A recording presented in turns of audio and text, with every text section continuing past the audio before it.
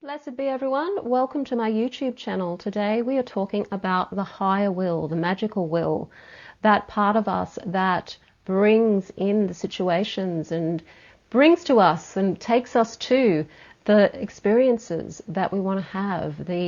Gives us that path to our potential so that we can fulfill our purpose here on planet Earth. And we're going to talk about the difference between the magical will or the higher will and the ego will. But before we do that, I am Sandra from MysteryWitchSchool.com, author of Crafting Your Wiccan Path. If you want to know more about Wicca and witchcraft, magic, tarot, shadow work, hit the subscribe button and the notification bell so that you don't miss any videos.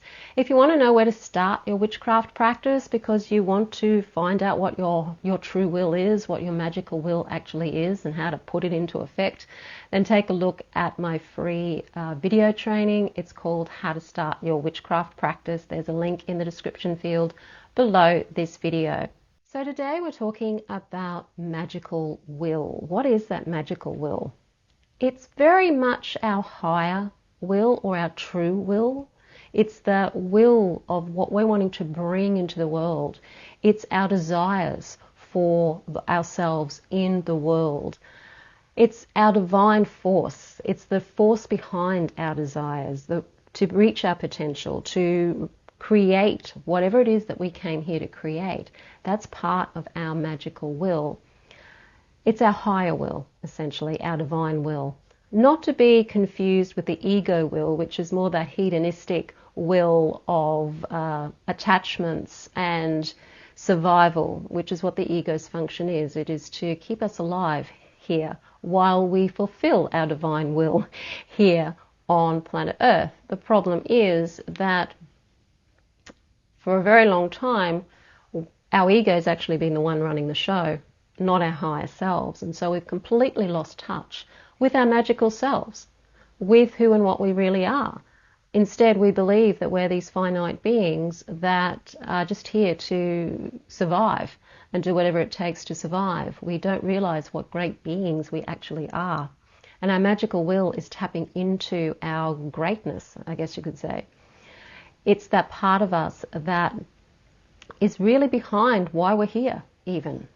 You know, do what thou wilt shall be the whole of the law. Love is the law, love under will. That is the whole phrase there.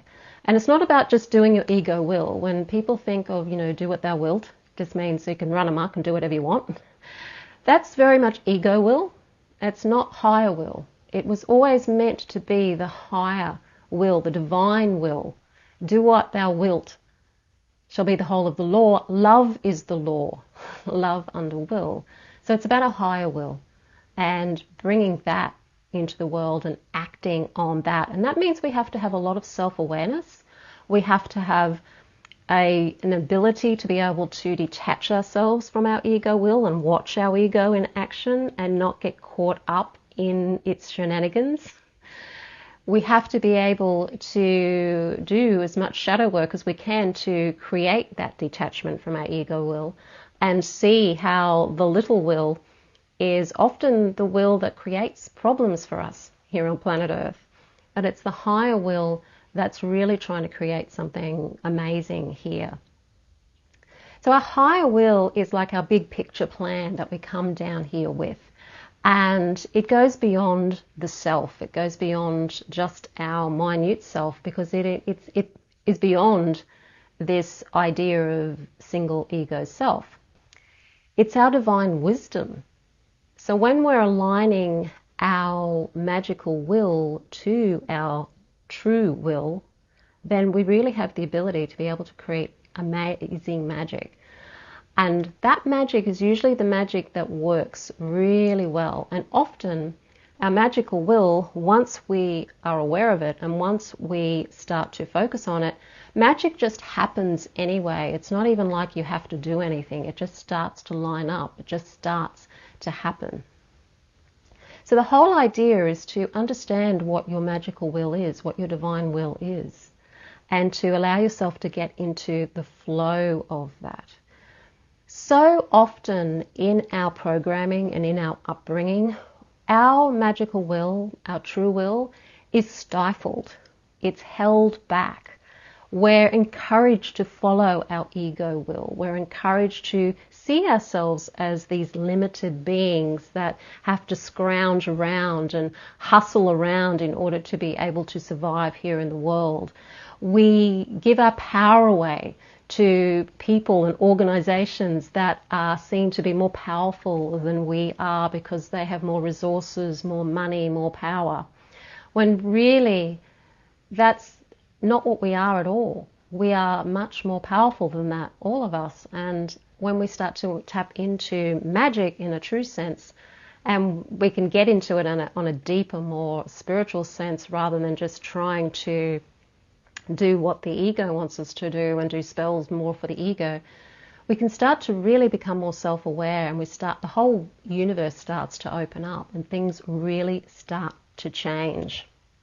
So a way that you can really connect with your true will, so that when you're doing your magic, you're really in tune with where your potential really can go, even if you're not totally aware of it yet. You might not be aware of your potential. You may have an understanding that you have potential, because everyone does, but you may not know how that's going to even be expressed in the world. There's so many different ways that your potential can be expressed. It doesn't have to be in big, grand ways either. It can be in ways that are not so public, so to speak. It can be in ways that you do things in the world for yourself and for other people. And it brings more joy and peace into your life, even if it's challenging, even if it's difficult. There's a sense of peace that comes with aligning your will to your true will and aligning your magical will to your true will.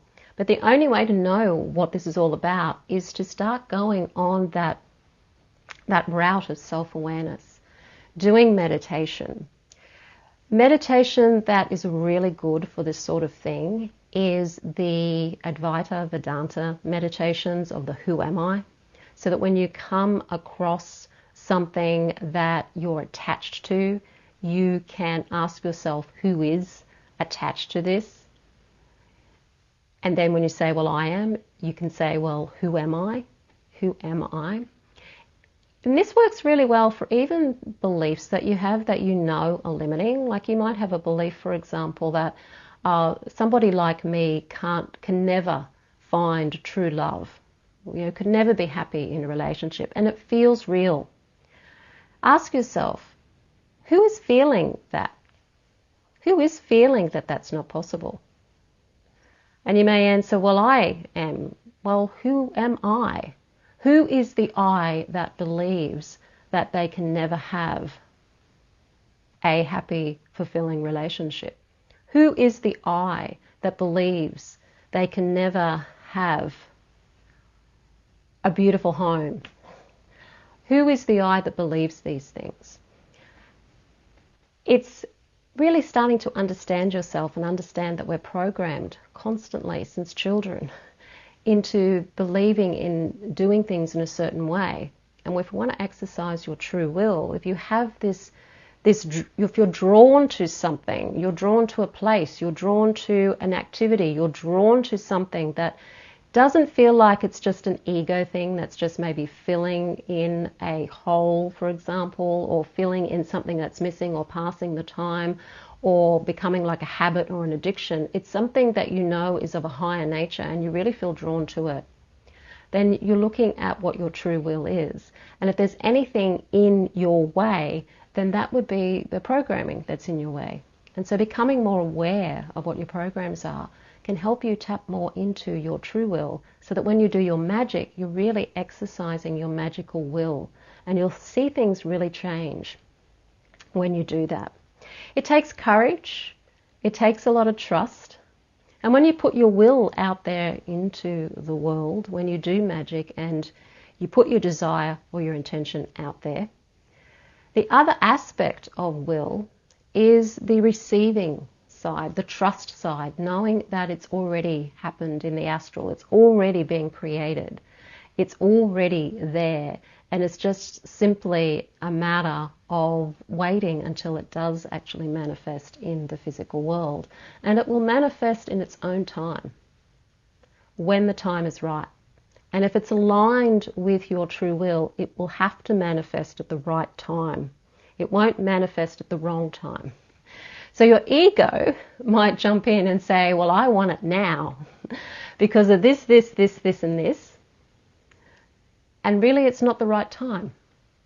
So it's understanding that there can be a difference between your magical will's timing and the ego's will timing, and that sometimes they're not the same.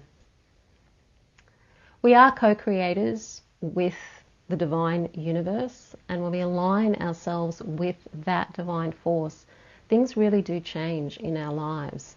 It's about letting go of all of these limiting beliefs that we have about ourselves as being not good enough, not lovable, not valuable, not deserving, that interfere with our magical will, that interfere with our true will. And these are all things of the ego, things the ego believes because it was told that, or it discovered that, or it mirrored that when you're a child, and it thinks it's keeping you safe by staying with those beliefs.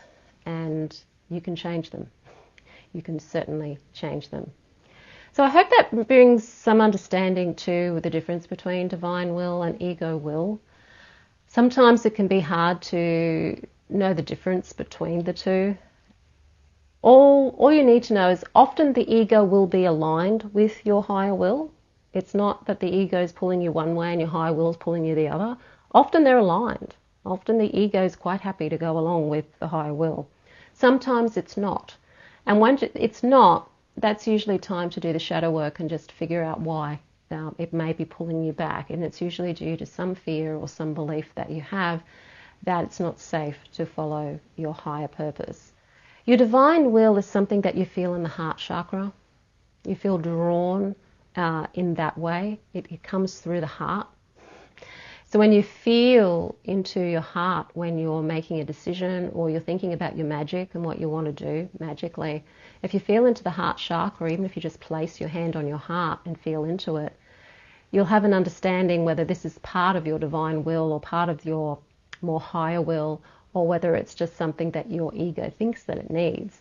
Now, sometimes you do have to do very mundane magic in order to survive in the world, and so the ego can certainly be spurring you on to do something that's going to keep you safe, but your higher self is always going to be there too, and it is going to be very interested in you staying safe as well in order for it to fulfill its purpose. So always tune into your heart whenever you do any kind of magical operation to feel into whether this is your divine will or whether this might be ego will instead. And if you do want to study witchcraft with me, the Mystical Witch School 101 Academy, it's a 12-month course. We talk about these kinds of things in Mystery Witch School 101.